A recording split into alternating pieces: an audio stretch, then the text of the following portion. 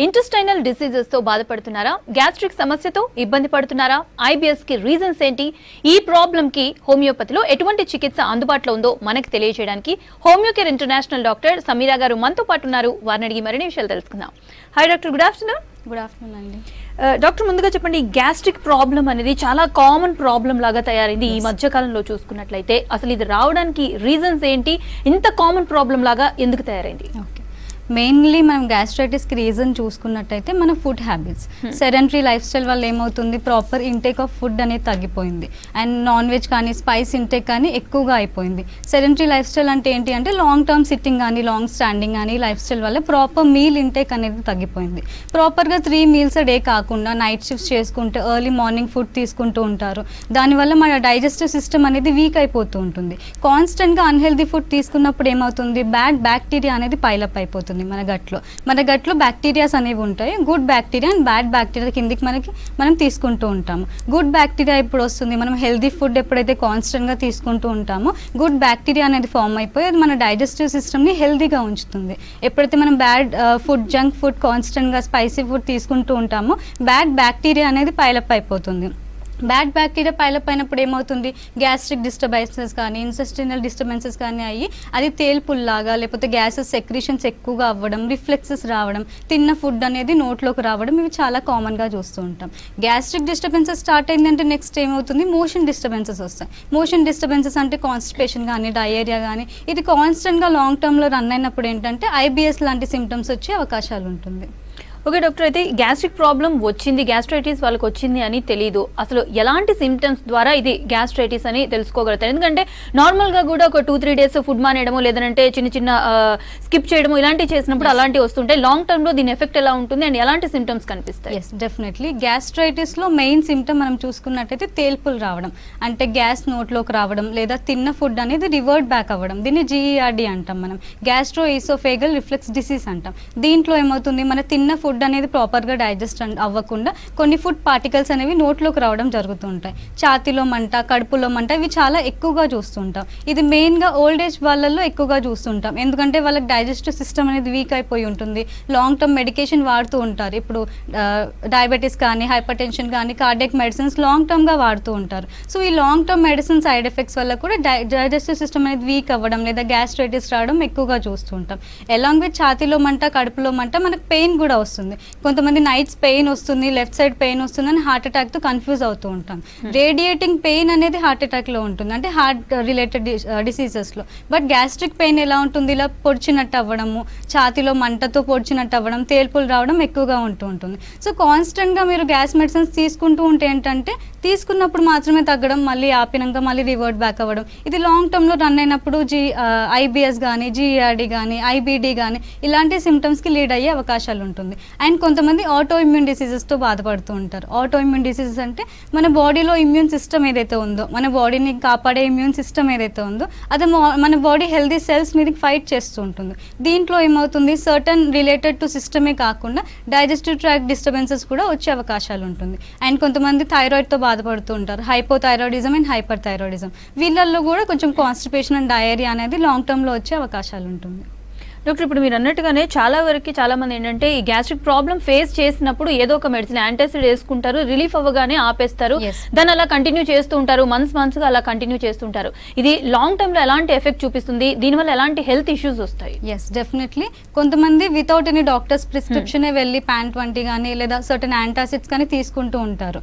కాన్స్టెంట్గా కొంచెం gases secrete అవ్వగానే ఫుడ్ చేంజెస్ చేయకుండా డైరెక్ట్గా మెడిసిన్ ఇంటేక్ అనేది చేస్తూ ఉంటారు. ఫస్ట్ మీకు డైజెస్టివ్ డిస్టర్బెన్సెస్ వచ్చాయి లేదా గ్యాస్ట్రైటిస్ వచ్చింది అన్నప్పుడు ఏంటంటే ఫస్ట్ స్టెప్ మీరు తీసుకోవాల్సింది ఫుడ్లో చేంజెస్ చేయడం, స్పైసీ ఫుడ్ తగ్గించడం లేదా టైమింగ్ ఆఫ్ ఫుడ్ ఇంటేక్ తీసుకోవడం, లేదా ఫుడ్ మధ్యలో వాటర్ తగ్గించుకుంటూ మధ్యలో వాటర్ ఇంటేక్ అనేది తగ్గించాలి. ఫుడ్ తిన్న తర్వాత కంప్లీట్గా ఒక 1/2 an hour తర్వాతే వాటర్ ఇంటేక్ అనేది తీసుకోవాలి. సో కాన్స్టెంట్గా ఈ డోసెస్ తీసుకుంటూ ఉంటే, ఇప్పుడు ఫర్ ఎగ్జాంపుల్ 20 mg తీసుకుంటూ ఉన్నారు, లాంగ్ టర్మ్ ఒక 1 year అయింది, 2 years అయింది, ఆ 20 mg పని చేయకుండా మళ్ళీ 40 mgకి వెళ్తూ ఉంటారు. సో కాన్స్టెంట్గా డోసేజ్ అనేది పెంచుతూ ఉంటారు, మీకు ఆర్టిఫిషియల్గా మెడిసిన్ తీసుకుంటూ ఉంటారు. First step is life style changes చేశాక మీకు అవ్వట్లేదు అంటేనే మీరు అలోపతిక్ మెడిసిన్ కానీ సర్టన్ అదర్ హోమియో కానీ తీసుకుంటూ ఉన్నప్పుడు ఏంటంటే ఫర్దర్గా ఎలాంటి కాంప్లికేషన్స్ అవ్వకుండా ఉంటాయి. ఓకే డాక్టర్, ఈ గ్యాస్ట్రిక్ ప్రాబ్లం అనేది చిన్న పిల్లల్లో కూడా వచ్చే అవకాశం ఉంటుందంటారా? చాలా రేర్ గా చూస్తూ ఉంటాం. బట్ ఏంటంటే constipation is very common Okay. చిన్న పిల్లల్లో. కాన్స్టిపేషన్ ఎందుకు కామన్ అంటే వాళ్ళు ఫైబర్ ఇంటెక్ తీసుకోరు, వాటర్ ఇంటెక్ చాలా తగ్గిస్తారు కాబట్టి ఫైబర్ ఇంటెక్ లేకపోవడం వల్ల ఏమవుతుంది, స్టూల్ అనేది హార్డ్ అయిపోతుంది, మోషన్ అనేది హార్డ్ అయిపోతుంది. సో ఇబ్బందిగా మోషన్ పాస్ అవ్వడం, లేదా ఒక రోజు వదిలేసి ఒక రోజు మోషన్ పాస్ అవ్వడం, ఇది చిన్న పిల్లల్లో కామన్ గా చూస్తుంటాం. ఇది కొంచెం అవాయిడ్ చేయాలి అంటే కొంచెం పీచు పదార్థాలు లైక్ సలాడ్స్ కానీ, క్యారెట్, కీరా ఇలాంటివి మీరు డైట్ లో ఎప్పుడైతే ఇంక్లూడ్ చేస్తారో ఓవర్ టైం ఏమవుతుంది, మోషన్ డిస్టర్బెన్సెస్ అనేది తగ్గుతుంటూ ఫర్దర్ లో కాంప్లికేట్ అవ్వకుండా ఉంటుంది. డాక్టర్ జనరల్ గా అయితే ఓల్డ్ ఏజ్ లో లైక్ 50+ ఆర్ 60+ ఈ ఏజ్ లో ఈ గ్యాస్ట్రిక్ ప్రాబ్లం మీరు ఇందాక అన్నట్టు డైజెషన్ ప్రాబ్లం ఉండడం వల్ల ఇలా ఉంటుంది, Yes. వాళ్ళకి వచ్చే అవకాశం ఉంటుందని ఇప్పుడు యంగ్ ఏజ్ లో కూడా మీరు ఇది చూస్తూ ఉన్నారు. Yes. అయితే మీరు ఎంత కామన్ గా ఈ యంగ్ ఏజ్ లో వాళ్ళని మీరు చూస్తూ ఉన్నారు, దీనికి రీజన్స్, మెయిన్ రీజన్స్ ఏంటంటారు? జనరల్ గా ఏంటంటే ఫస్ట్ మిడిల్ ఏజ్ గ్రూప్ అంటాం. మిడిల్ ఏజ్ గ్రూప్ 30+ వాళ్ళల్లో ఎక్కువగా చూసేవాళ్ళం, లేదా 50+ వాళ్ళల్లో ఎక్కువగా గ్యాస్ట్రిక్ ఇష్యూస్ చూసేవాళ్ళం. ఇప్పుడు ఏంటంటే ఈ సెడెంటరీ లైఫ్ స్టైల్ వల్ల 25+ వాళ్ళలో ఎంగేజ్ లోనే గ్యాస్ట్రిక్ సిమ్టమ్స్ కానీ, ఐబిఎస్ సిమ్టమ్స్ కానీ చాలా ఎక్కువగా చూస్తుంటాం. పిల్లల్లో అయితే ఖచ్చితంగా constipation is very common, but అది ఐబిఎస్ కి లీడ్ అవ్వదు. బట్ మిడిల్ ఏజ్ లో కానీ ఈ 25+ వాళ్ళలో కానీ చాలా కామన్ గా చూస్తుంటాం. ఎక్సెసివ్ స్పైసీ ఫుడ్ తీసుకోవడం, లేదా హ్యాబిట్స్ ఏదైనా స్మోకింగ్ కానీ, ఆల్కహాల్ ఇంటేక్ వల్ల కానీ ఏమవుతుందంటే డైజెస్టివ్ సిస్టమ్ అనేది వీక్ అయిపోతుంది. మన బ్రెయిన్ గట్ యాక్సిస్ అనేది ఉంటుంది. దీనికి మెయిన్ కాజ్ స్ట్రెస్ ఫ్యాక్టర్ అండి. బ్రెయిన్ గట్ యాక్సిస్ అంటే ఏంటి, మనం ఏదైనా స్ట్రెస్ తీసుకున్నా కానీ, సైకలాజికల్గా ఎఫెక్ట్ అయినా కానీ డైజెస్టివ్ సిస్టమ్ వీక్ అవ్వడం, మనకి పేగులో సెన్సిటివిటీ రావడం వల్ల ఏమవుతుంది, ఫుడ్ తిన్న వెంటనే ఇమీడియట్గా పాస్ అయిపోతుంది మోషన్ రూపంలో. ఇది మనం ఐబిఎస్ కింద కన్సిడర్ చేస్తూ ఉంటాం. ఫస్ట్ మెయిన్ సిమ్టమ్ ఈ స్ట్రెస్ ఫ్యాక్టర్ వల్ల ఇలాంటి సిమ్టమ్స్ స్టార్ట్ అవుతూ ఉంటాయి. అండ్ ట్రిగరింగ్ ఫ్యాక్టర్స్ అంటే ఏంటి, ఇంతకుముందు చెప్పుకున్నట్టు స్మోకింగ్, ఆల్కహాల్ అన్ని triggering factors. And spicy food కూడా one of the triggering factor. మీరు once in a while junk తింటున్నారు అంటే మీ బాడీ అనేది అడ్జస్ట్ అయిపోతుంది. బట్ కాన్స్టెంట్గా అన్హెల్దీ ఫుడ్ తింటున్నారు, ఆయిలీ ఫుడ్స్ ఎక్కువగా తీసుకుంటున్నారు, స్పైస్ ఎక్కువగా తీసుకుంటున్నారు అంటే డైజెస్టివ్ సిస్టమ్ అనేది వీక్గా ఉంటుంది. అంటే మన డైజెస్టివ్ ట్రాక్ట్లో కూడా మనకి పొరలుగా లేయర్స్ ఉంటాయి అన్నమాట. So constant spicy food, unhealthy food వేయడంలో ఏమవుతుంది, ఆ లేయర్స్ అనేవి డిప్లీట్ అయిపోతూ ఉంటాయి. లేయర్స్ డిప్లీట్ అయినప్పుడు ఏంటి, గ్యాస్ట్రైటిస్ కానీ, అల్సర్స్ కానీ, గ్యాస్ట్రిక్ అండ్ డియోడినల్ అల్సర్స్, ఇలాంటి డిఫరెంట్ టైప్ ఆఫ్ అల్సర్స్ ఉంటాయి. సో ఈ అల్సర్స్ ఫామ్ అవ్వడం కానీ, జీఈఆర్డి కానీ, upper gastro intestinal tract infections అయినప్పుడు ఏంటంటే లేటర్గా రన్ అయినప్పుడు లోవర్ ట్రాక్కి కూడా మీకు లోవర్ ఇంటెస్టైన్ కూడా ఎఫెక్ట్ అయ్యి కాన్స్టిపేషన్, డైరియా అయ్యి దానివల్ల పైల్స్ అవ్వడం, ఇవి సర్టన్ లింక్డ్ డిస్టర్బెన్సెస్ అనేవి రావడం జరుగుతూ ఉంటుంది. ఓకే డాక్టర్, ఒక కాల్ తీసుకుందాం. కృష్ణ గారు చెప్పండి, మీ ప్రాబ్లం ఏంటి? నమస్కారం మేడం. నమస్తే అండి, చెప్పండి. మేడం సేమ్ మేడం చెప్పే ప్రాబ్లమే మా మిసెస్ కి ఉంది మేడం. ఓకే అండి. అయితే యశోదలో చూపెడుతున్నాం మేము. ఓకే, ఏం ప్రాబ్లం ఉందండి? చూపెడుతున్నాం మేము. అయితే మా మిసెస్ ఏం చెప్పారంటే మామూలుగా గ్యాస్ ఎక్కువ, చెస్ట్ లో పెయిన్స్ అలా వస్తున్నాయి మేడం. ఓకే అండి. చెస్ట్ బ్యాక్ సైడ్ అలా చూపెడితే అయితే డాక్టర్ ని కన్సల్ట్ అయితే ఫండాఫికేషన్ ఏదో సర్జరీ చేయాలి అని అంటున్నారు మేడం. ఓకే, హోమియో కేర్ లో సర్జరీ కాకుండా మామూలుగా ఏమైనా మెడిసిన్ యూజ్ చేస్తే తగ్గిపోతారు మేడం? ఎస్ అండి, ఒకసారి మీ రిపోర్ట్స్ తీసుకొని హోమియో కేర్ ఇంటర్నేషనల్ కన్సల్ట్ అవ్వండి. ఎందుకంటే ఎండోస్కోపీలో ఏమొచ్చింది, రిఫ్లెక్స్ డిసీజెసా, లేకపోతే ఎరోసివ్ గ్యాస్ట్రైటిసా, లేదా సర్టన్ అదర్ ఏదన్నా స్టమక్లో ఏదన్నా పాలిప్స్ కానీ ఇంకేదన్నా ఉన్నాయా అనేది కొంచెం రూల్ అవుట్ చేయాల్సిన అవకాశం ఉంది. అలాంగ్ విత్ సిమ్టమ్స్ మీకు ఇంటర్నలీ ఇన్వెస్టిగేషన్, పాథలాజికల్ చేంజెస్ని బట్టి ట్రీట్మెంట్ అనేది ఉంటుంది. రీసెంట్గా వచ్చింది అంటే ఖచ్చితంగా విత్ మెడికేషన్ రివర్ట్ బ్యాక్ అయ్యే ఛాన్సెస్ ఉంది. బట్ లాంగ్ టర్మ్లో ఇన్ కేస్ రన్ అవుతుంది, సిమ్టమ్స్ సివియారిటీ అనేది ఎక్కువగా ఉంది, పాథలాజికల్ చేంజెస్ ఎక్కువగా ఉన్నప్పుడు ఏంటంటే మేము మీకు సజెస్ట్ చేస్తాం సర్జరీకా లేదా విత్ మెడిసిన్స్ క్లియర్ అవుతుందా అనేది మీకు ఎక్స్ప్లెయిన్ చేయడం జరుగుతుందండి. డాక్టర్, అయితే మెయిన్లీ లేడీస్లో చూసుకున్నట్లయితే ఈ గ్యాస్ట్రిక్ ప్రాబ్లం ఎలాంటి ఇష్యూస్ ఫేస్ చేస్తారు? గ్యాస్ట్రిక్ ప్రాబ్లం ఉన్న లేడీస్ ఎలాంటి ఇష్యూస్ ఫేస్ చేస్తారంటే ఎలాంటి ఇబ్బందులు ఎదురవుతాయి? ఎస్, డెఫినెట్లీ లేడీస్లో మనం ఎక్కువగా ఎందుకు చూస్తూ ఉంటామంటే మోస్ట్ ఆఫ్ ద ఫీమేల్స్ ఏం చేస్తారు, మార్నింగ్ లేచిన వెంటనే ఎంటీ స్టమక్లో టీ, కాఫీస్ తీసుకోవడం అలవాటు చేస్తూ ఉంటారు. సో దానివల్ల ఏమవుతుంది, ఎంటీ స్టమక్లో మీరు ఒక యాసిడిక్ కంటెంట్ లైక్ టీ కానీ, కాఫీ కానీ తీసుకున్నప్పుడు గ్యాస్ట్రిక్ జ్యూసెస్ అనేవి ఎక్కువగా సెక్రెట్ అవుతూ ఉంటాయి. గ్యాస్ట్రిక్ జ్యూసెస్ ఎక్కువగా సెక్రెట్ అయినప్పుడు వాసోవాగల్ రిఫ్లెక్సెస్ అనేవి అనేవి జరగడం జరుగుతుంటుంది. దానివల్ల తేల్పులు రావడము, ఛాతిలో మంట, కడుపులో మంట, ఈ గ్యాస్ట్రిక్ డిస్టర్బెన్సెస్ అనేవి ఎక్కువగా ఉంటుంది. అండ్ ఫీమేల్లో ఒబెసిటీ కూడా వన్ ఆఫ్ ద రీజన్ అయ్యే ఛాన్సెస్ ఉంటుంది. ఒబెసిటీ అయినప్పుడు ఏంటి, మీ అబ్డామినల్ చేంజెస్ అనేవి జరుగుతుంటాయి, ప్రెషర్ అనేది పడుతుంది, కాబట్టి gastric disturbances, left side pain రావడం ఇవి చాలా కామన్గా చూస్తూ ఉంటాం. సో ఈ ఎంప్టీ స్టమక్లో టీ కాఫీలు తీసుకోవడం అవాయిడ్ చేసి బ్రేక్ఫాస్ట్ స్కిప్ చేయకుండా ప్రాపర్ బ్రేక్ఫాస్ట్ తీసుకొని ఆఫ్టర్ బ్రేక్ఫాస్ట్ మీరు కావాలంటే once in while tea coffee అలవాటు చేసుకున్న ఎలాంటి కాంప్లికేషన్స్ అవ్వకుండా ఉంటుంది.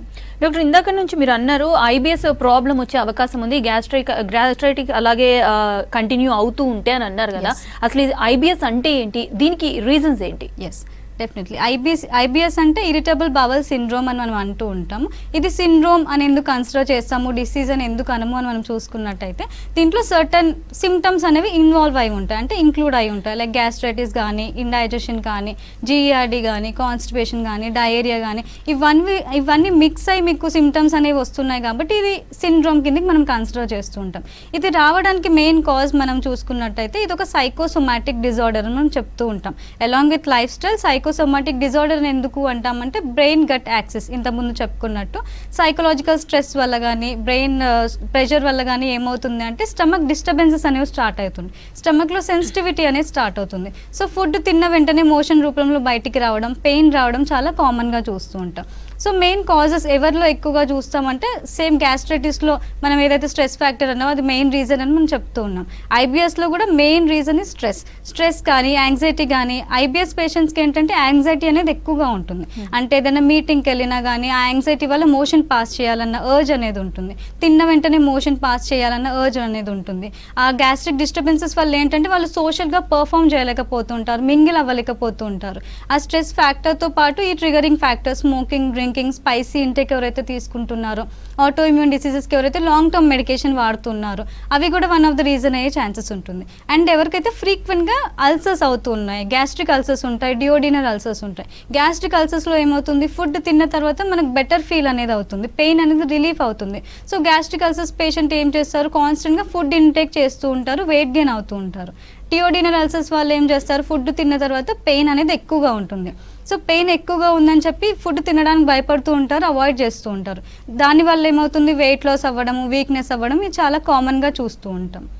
డాక్టర్, అయితే ఈ గ్యాస్ట్రిక్ ప్రాబ్లమ్కి అండ్ కాన్స్టిపేషన్కి రెండింటికి ఏంటి సంబంధం అంటారు? ఎందుకంటే చాలా మంది గ్యాస్ట్రిక్ ప్రాబ్లం ఉన్నవారు కాన్స్టిపేషన్స్తోని ఇబ్బంది పడుతూ ఉంటారు, దీనికి లింక్ ఏంటి, ఎలాగా? Yes, definitely. మనకి మోషన్ ప్రాపర్గా పాస్ అవ్వాలి అంటే మనం తిన్న ఫుడ్ ఏదైతే ఉందో డైజెస్టివ్ ట్రాక్లోకి వెళ్ళి ప్రాపర్ డైజెషన్ అయ్యి మోషన్ రూపంలో బయటికి వస్తుంది. సో ప్రాపర్ డైజెషన్ అవ్వలేదు, మనకి ఫైబర్ ఇంటేక్ తగ్గింది అన్నప్పుడైతే మోషన్ కన్సిస్టెన్సీ అనేది హార్డ్గా అయిపోతుంది. హార్డ్గా అయినప్పుడు ఏమవుతుంది, డైలీ మోషన్ రాకపోవడం, లేదా వచ్చినప్పుడల్లా ఇన్కంప్లీట్ ఫీలింగ్ అనేది ఎక్కువగా ఉండడం మనం చూస్తూ ఉంటాం.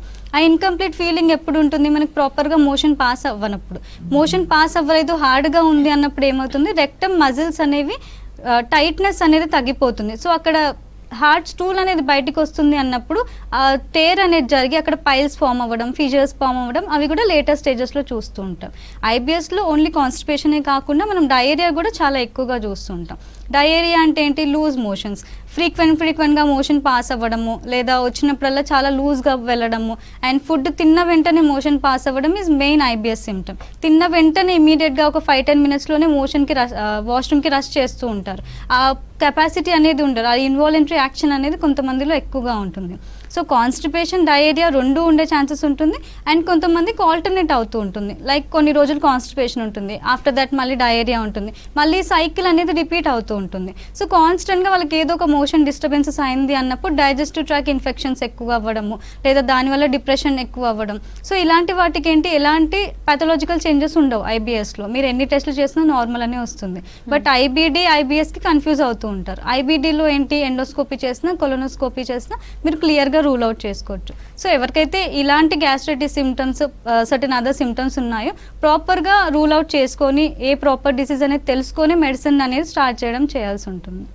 డాక్టర్, అయితే ఈ గ్యాస్ట్రిక్ ప్రాబ్లమ్ని చాలా ఈజీగా తీసుకుంటారు చాలామంది, అసలు దీన్ని ఎంత సీరియస్గా తీసుకోవాలి? మీరు ఇందాక అన్నారు ఇది గ్యాస్ట్రిక్ ప్రాబ్లం ఏదైతే ఉందో అది ఐబిఎస్, ఐబిడి ఇలా కన్వర్ట్ అయ్యే ఛాన్సెస్ చాలా వరకు ఉంటాయి. అండ్ ఇందాక మీరు అనుకున్నట్టు కూడా మరి రిలీఫ్ అవ్వడానికి అప్పటి వరకు యాంటాసిడ్స్ వేసి వదిలిపెడుతూ ఉంటారు అని కూడా అన్నారు. దీన్ని ఎంత సీరియస్గా తీసుకోవాలి? ఇఫ్ ఇన్ కేసు సీరియస్గా తీసుకోకుంటే ఎలాంటి హెల్త్ ఇష్యూస్ వస్తాయి? Yes, definitely. ఫస్ట్ ఏంటంటే గ్యాస్ట్రైటిస్ అయింది అన్నప్పుడు ఇన్స్టెంట్గా ఒక మెడిసిన్ వేసుకుంటే సరిపోతుంది అనుకుంటున్నారు. వన్స్ ఇన్ అ వైల్ మీరు మెడిసిన్ తీసుకుంటున్నారంటే ఇట్స్ ఓకే, బట్ కాన్స్టెంట్గా మీకు వితౌట్ మెడిసిన్ డైజెస్టివ్ సిస్టమ్ అనేది వీక్గా ఉంది, అసలు ఫంక్షనింగే ప్రాపర్గా జరగట్లేదు అంటే అక్కడ డ్రాబ్యాక్ అనేది వచ్చేస్తుంది. సో అది లేటర్గా ఐబిఎస్కి టర్న్ అయినప్పుడు ఏమవుతుంది, ఎవ్రీడే గ్యాస్ట్రైటిస్ తేల్పులు రావడం, పుల్లటి తేల్పులు రావడం, ఫుడ్ అనేది అసిమిలేట్ అవ్వకపోవడం, మనం తిన్న ఫుడ్ ప్రాపర్గా డైజెస్ట్ అయ్యి మన బాడీకి పట్టినప్పుడే వెయిట్ అనేది గెయిన్ అవ్వడం, లేదా ప్రాపర్ హెల్దీ న్యూట్రియంట్స్ అనేవి బాడీకి అందడం మనం చూస్తూ ఉంటాం. సో లేటర్గా ఇది రన్ అవుతూ ఉంది, మీరు డిపెండెన్సీ అనేది పెరుగుతూ ఉంది అన్నప్పుడు ఏమవుతుందంటే కాంప్లికేటెడ్ స్టేజెస్కి వెళ్తుంది. కాంప్లికేటెడ్ స్టేజెస్కి వెళ్ళినప్పుడు ఏమవుతుంది, ఇనీషియల్గా కాన్స్టిపేషన్ ఏదైతే ఉందో, హార్ట్ స్టూల్ ఏదైతే ఉందో అది లాంగ్ టర్మ్లో రన్ అయినప్పుడు పైల్స్ కింద ఫామ్ అవ్వడం, ఫిజర్స్, ఫిస్టులా అనేది ఫామ్ అవ్వడం, పైల్స్లో ఏమవుతుంది, బ్లీడింగ్ అనేది స్టార్ట్ అవుతుంది. రెక్టమ్ రీజన్, మోషన్ ఏరియా నుంచి మీకు బ్లీడింగ్ రావడం, దానివల్ల అనీమిక్ అవ్వడం. అనీమిక్ అంటే బ్లడ్ లాస్ వల్ల బ్లడ్ అనేది చాలా తగ్గిపోతుంది. అనీమిక్ అయినప్పుడు ఏమవుతుంది, మనకి హెచ్బి తగ్గినప్పుడు ఏమవుతుంది, ఇచ్చింగ్ కానీ బ్రెత్లెస్నెస్ కానీ చాలా ఎక్కువగా ఉంటుంది. ఇది వన్ ఆఫ్ ద కాంప్లికేషన్ మనం చూసుకుంటుంటాం. అండ్ ఫిజర్స్, ఫిస్టులాలో ఏమవుతుంది, ఫిస్టులాలో యాప్సిస్ ఫార్మేషన్ అనేది ఉంటుంది. యాప్సిస్ అంటే మీకు చీముతో ఒక పుండులాగా ఫామ్ అయిపోతూ ఉంటుంది రెక్టమ్ రీజియన్లో. అది కాన్స్టెంట్గా ఫిల్ అయిపోయి ఆ చీమ్ అనేది కారుతూ ఉంటుంది. అది కొంచెం సివియర్ స్టేజెస్లోనే మనం చూస్తుంటూ ఉంటాం. అండ్ ఫిజర్స్లో ఏమవుతుంది, ఫిజర్స్లో కూడా టేర్ అయిపోయి బ్లీడింగ్ అనేది రావడం ఎక్కువగా చూస్తుంటాం. ఇవన్నీ కాన్స్టిపేషన్ వల్ల వచ్చే కాంప్లికేషన్స్. డయేరియా వల్ల ఏమవుతుంది, ఎలక్ట్రోలైట్ లాస్ అవుతుంది. మనం తిన్న ఫుడ్ కాన్స్టెంట్గా మోషన్ రూపంలో వెళుతుంది అంటే న్యూట్రియంట్స్ అందకుండా డెఫిషియన్సీస్ అనేవి వస్తాయి. అండ్ నెయిల్ బెడ్ ఇన్ఫెక్షన్స్ అనేవి కూడా చాలా ఎక్కువగా ఉంటుంది. ఇలా కాన్స్టెంట్గా వీక్ ఇమ్యూన్ సిస్టమ్ అయిపోయి మనకి ఇమ్యూనో సప్రెసెన్స్ డిసీజెస్ కూడా వచ్చే ఛాన్సెస్ ఉంటుంది. ఓకే డాక్టర్, కాల్ తీసుకుందాం. కుమార్ గారు చెప్పండి, మీ ప్రాబ్లం ఏంటి? నమస్తే మేడం. యాక్చువల్గా నాకు ఎంత అంటే నా ఏజ్ వచ్చేసి 45. ఓకే అండి. అంటే చిన్నప్పుడు కొద్దిగా అంటే డిగ్రీ ఆ టైంలో ఫుడ్ సరిగ్గా తినకపోతే ఆ టైం అప్పుడు గ్యాస్ట్రిక్ ఉంటే చేయించుకున్నాము. ఓకే అండి.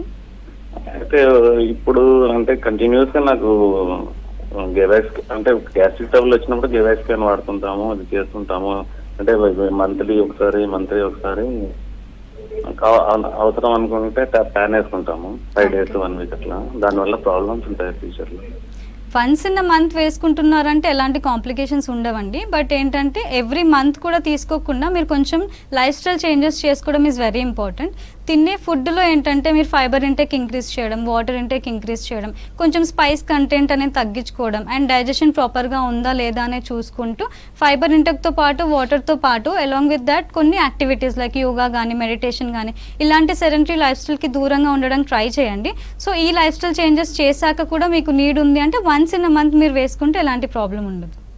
ఓకే డాక్టర్, ఈ గ్యాస్ట్రిక్ ప్రాబ్లం కానీ ఐబిఎస్ కానీ నార్మల్ పర్సన్కి, ఏ ప్రాబ్లం లేని పర్సన్కి వచ్చిన దానికి, అండ్ డయాబెటిక్తో బాధపడుతూ ఉంటారు, అండ్ థైరాయిడ్ ఇలాంటి హెల్త్ ఇష్యూస్తో సఫర్ అయ్యే వాళ్ళకి వచ్చిన దానికి ఎలాంటి ప్రభావం చూపిస్తుందంటే? ఎస్, డెఫినెట్గా ఒక మల్టిపుల్ ప్రాబ్లం ఉంది పేషెంట్లో అన్నప్పుడు మల్టిపుల్ మెడిసిన్స్ కూడా వాడాల్సిన అవకాశం ఉంటుంది. సో దానివల్ల ఏమవుతుంది, మనకి షుగర్ డిస్టర్బెన్స్ వల్ల ఇన్సులిన్కి లీడ్ అవ్వడము, లేదా డైజెస్టివ్ ట్రాక్ట్ ఇన్ఫెక్షన్స్ రావడం కూడా చాలా కామన్గా చూస్తుంటాం.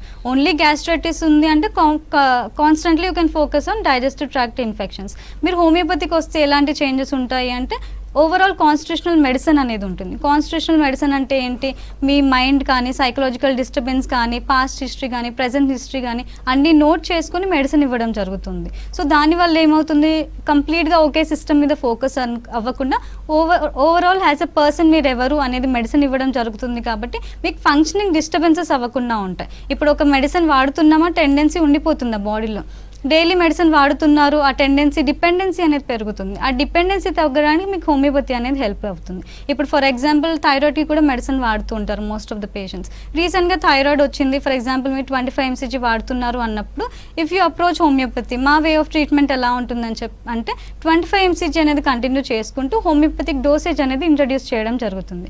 హోమియోపతిక్ డోస్ కాన్స్టిట్యూషనల్ మెడిసిన్ ఇచ్చినప్పుడు ఏమవుతుంది, ఆ టెండెన్సీ మెల్లిమెల్లిగా రిమూవ్ అవ్వడం అండ్ థైరాయిడ్ ఫ్లక్చువేషన్స్ అవ్వకుండా ఉండడం, మీ TSH ఎప్పుడైతే నార్మల్గా ఉందో మీకు మెల్లిమెల్లిగా 25 mcg ఆల్టర్నేట్ చేయడం లేదా 12.5 చేయడం చేసి గ్రాడ్యువల్గా ఆ డోస్ కూడా మీకు తగ్గించడం జరుగుతుంది. ఎలాంటి సైడ్ ఎఫెక్ట్ లేకుండా సేఫ్ మెడిసిన్స్ హోమియోపతి అని మనం చెప్పుకోవచ్చు. డాక్టర్ అయితే ఇప్పుడు మీరు అన్నట్టుగా కాన్స్టిట్యూషనల్ మెడికేషన్ ఇస్తాము అని అన్నారు కదా, అయితే చాలా వరకు ఇలాంటి గ్యాస్ట్రిక్ ప్రాబ్లం వచ్చినా ఏదొచ్చినా కానీ జనరల్గా అందరూ ఒకటే మెడిసిన్ వాడుతూ ఉంటారు. బట్ మీరేమంటారంటే హోమియోలో అలా ఉండదు, మిమ్మల్ని బట్టి ఇస్తాము అని అంటారు. ఎందుకు డిఫరెన్స్ ఏంటి? అసలు ఆ కాన్స్టిట్యూషనల్ మెడికేషన్ ఏంటి? వే ఆఫ్ అప్రోచ్ హోమియోపతిలో డిఫరెంట్గా ఉంటుంది. కాన్స్టిట్యూషనల్ మెడిసిన్ అంటే ఇప్పుడు ఒక గ్రూప్ ఆఫ్ పీపుల్ బయట నాన్ వెజ్ కానీ జంక్ ఫుడ్ కానీ తినడానికి వెళ్ళినప్పుడు ఏమవుతుంది, 4 మెంబర్స్ వెళ్ళినప్పుడు అందరికీ గ్యాస్ట్రిక్ డిస్టర్బెన్సెస్ అవ్వవు, ఓన్లీ 1 పర్సన్కి గ్యాస్ట్రిక్ డిస్టర్బెన్స్ అవుతుంది. ఎందుకు అంటే అతని డైజెస్టివ్ ట్రాక్ట్ వీక్గా ఉంది లేదా ఏదైనా స్ట్రెస్లో ఉండడం వల్ల డైజెస్టివ్ సిస్టమ్ అనేది ప్రాపర్గా పనిచేయదు. So each individual is different అన్నప్పుడు అన్ని మెడిసిన్స్ అందరికీ పనిచేయాలన్న రూల్ లేదు. So homoeopathic way of approach ఏంటంటే మీరు యాజ్ అ పర్సన్ ఎలా ఉన్నారు, మీ ఇంటేక్ ఎలా ఉంది, మీ లైఫ్ స్టైల్ ఎలా ఉంది, మీ వే ఆఫ్ థింకింగ్ ఎలా ఉంది, అన్ని సిస్టమ్స్లో ఎలా వర్క్ అవుతుంది అని చెప్పి చూసుకొని నోట్ చేసుకొని కాన్స్టిట్యూషనల్ మెడిసిన్ అనేది ఇవ్వడం జరుగుతుంది. ప్రాపర్ కాన్స్టిట్యూషనల్ మెడిసిన్ ఇచ్చినప్పుడు ఏంటంటే ఆ టెండెన్సీ తగ్గడం, ఫంక్షనింగ్స్ అనేది నార్మల్ అవ్వడం, ఏదన్నా బాడీలో అబ్నార్మాలిటీస్ ఉన్నా నార్మల్ అవ్వడం చాలా హెల్తీగా జరుగుతుంది. ఓకే డాక్టర్, కాల్ తీసుకుందాం. అనంతరెడ్డి గారు చెప్పండి, మీ ప్రాబ్లం ఏంటి? డాక్టర్ ఉన్నారు, మాట్లాడండి. నమస్తే మేడం. నమస్తే అండి. నేను 10 years నుంచి నా గ్యాస్ట్రిక్ ప్రాబ్లం ఉంది మేడం. ఓకే అండి. నాకు మార్నింగ్ రేవు ఆ పరిగడుపు గోలు వేసుకుంటేనే ఉపశమనం ఉంటుంది. ఆ పరిగడుపు గోలు ఏ రోజు అయితే వేసుకోలేదు, మళ్ళీ ఆ రోజు కడుపులో నొప్పి, ఆ తిన్న భోజనం బయటికి రావడం, మాకు వికారము, తలకాయ నొప్పి ఇట్లా ఉంటుంది మేడం. మాకు 3 సార్లు ఆల్రెడీ ఎండోస్కోప్ వేశాను, 3 సార్లు కూడా చేయించుకున్నా చైతన్యపూరిలో వేద క్లినిక్ లో. ఇక నాకు ప్రతిరోజు ఆ గోలు అనేది వేసుకోవాలి. దానికి మనకు గోలు లేకుండా మనకు ఈ గోల్ కోర్స్ అని కంప్లీట్ గా చేసే ఉపాయం కావాలి మేడం. ఎస్ అండి. మీ ఏజ్ ఎంత అండి? 45 మేడం. 25 years. మీరు 10 years నుంచి వాడుతున్నారా అండి? 10 years నుంచి మార్నింగ్ గోలు వేసుకుంటున్నాను madam.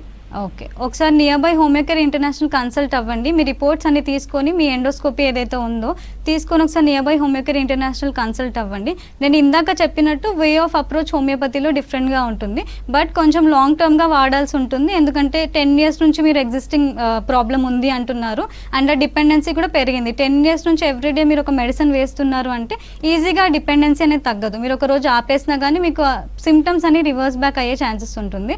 So homoeopathic dose introduce చేసి మెల్లిగా ఆ మెడిసిన్ తగ్గించి కంప్లీట్ రిలీఫ్ ఉండేలా ఖచ్చితంగా చూస్తాం.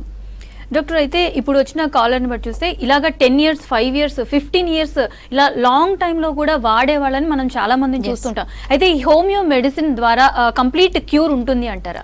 Yes, definitely. గ్యాస్ట్రైటిస్కి కానీ ఐబిఎస్కి కానీ most of the IBS patient 80 to 90% clear అయ్యి మెడిసిన్ స్టాప్ చేసిన వాళ్ళు ఉన్నారు. ఎందుకంటే IBS is not only related to your గట్తో కాకుండా మాకు సైకలాజికల్ డిస్టర్బెన్సెస్ కూడా వస్తాయి కాబట్టి మెంటల్ స్టేట్ మీద హోమియోపతి చాలా ఎఫెక్టివ్గా వర్క్ అవుతుంది. So mental and physical health రెండు కరెక్షన్ జరుగుతుంది కాబట్టి most of the patient IBS వాళ్ళు ఇప్పుడు హోమియోపతికి ఆప్ట్ చేస్తూ ఉన్నారు. బట్ ఏంటంటే డిపెండింగ్ ఆన్ ద డ్యూరేషన్, మీరు 10 years, 15 years నుంచి ఉంది కాబట్టి ఖచ్చితంగా కొంచెం డ్యూరేషన్ వరకు మెడిసిన్ వాడడం జరుగుతుంటుంది. ఏదన్నా సిమ్టమ్ ఉంది అంటే గ్రాడ్యువల్గా తగ్గుతూ అది స్టాప్ అయ్యే అవకాశాలు ఉంటుంది. పేషెంట్ ఈజ్ బెటర్ అన్నప్పుడు డోసేజ్ అనేది తగ్గించుకుంటూ అబ్జర్వేషన్లో పెట్టే మెడిసిన్ అనేది స్టాప్ చేయడం జరుగుతుంది. ఓకే డాక్టర్, నెక్స్ట్ కాల్ తీసుకుందాం. అలీ గారు చెప్పండి, మీ ప్రాబ్లం ఏంటి? నమస్కారం మేడం. నమస్కారం అండి. మేడం నేను యాక్చువల్లీ కోవిడ్ లో వర్క్ చేస్తాను మేడం. అక్కడ అసలు చిల్లీ పౌడర్ అనేది వాడరు, స్పైసీ అనేది అసలు అక్కడ ఏమంటారు బ్రాండ్ ఏ రెస్టారెంట్ లో కూడా అక్కడ ఎటువంటి ప్రాబ్లం ఉండదు. నేను ఇక్కడ ఇయర్ ఒకసారి వస్తాను ఇంటికి 2 months లీవ్ తీసుకుని ఇక్కడ వచ్చినాక ఏదైనా బయట ఫుడ్ నాకు ఆకర్షణ చేస్తుంది. ఎక్కడన్నా ఏదైనా తినాలన్నా కూడా తిన్నాక విపరీతమైన మంట వల్ల చాలా ప్రాబ్లం వస్తున్నాయి నాకు. గ్యాస్ ఓకే అండి. ఛాతీలో మంట కొంచెం తిన్న వెంటనే మీరు రివర్స్ వస్తుంది, ఓకే రివర్స్ వచ్చేస్తుంది. ఇంకా బాత్రూమ్ పోతే మోషన్ లో మంట వస్తుంది మార్నింగ్ టైంలో కూడా. ఓకే, మోషన్ డైలీ పాస్ అవుతుందా?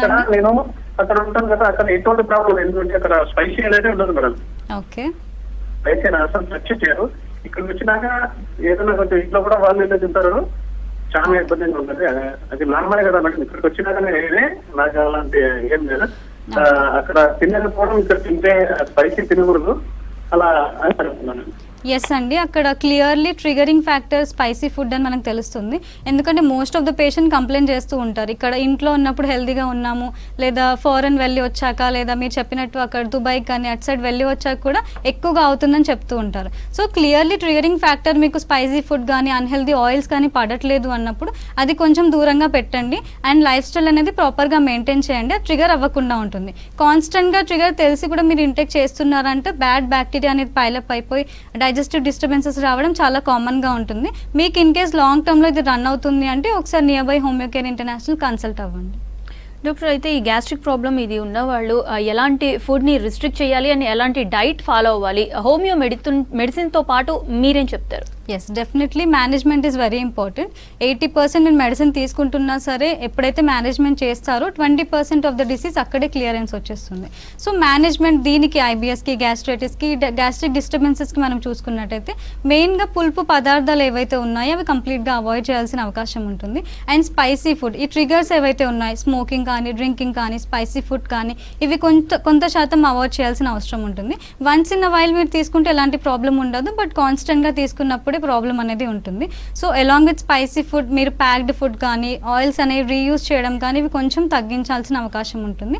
And active life style, constant sitting, constant standing కాకుండా ఎవ్రీ 1 hour లేసి వాక్ చేయడం, లేదా యోగా, మెడిటేషన్ లాంటి వాక్ చేసుకోవడం, వాటర్ ఇంటేక్ కానీ, ఫైబర్ ఇంటేక్ కానీ, బీట్రూట్, క్యారెట్ ఇలాంటివి కొంచెం డైట్ సలాడ్స్ అనేవి డైట్లో ఇంక్లూడ్ చేసుకున్నప్పుడు మీ గట్ హెల్త్ కూడా ప్రాపర్గా మెయింటైన్ అవుతుంది. ఫ్రూట్స్ ఇంటేక్, హెల్దీ వెజ్జెస్ కానీ ఇవి కొంచెం ఎక్కువగా తీసుకోవాలి. నాన్ వెజ్ తీసుకున్న ప్రాపర్గా ఫ్రైడ్ కాకుండా హెల్దీగా కుక్ చేసుకొని తీసుకుంటే ప్రాపర్ కొన్ని సైడ్ ఎఫెక్ట్స్కి మనం దూరంగా ఉండొచ్చు.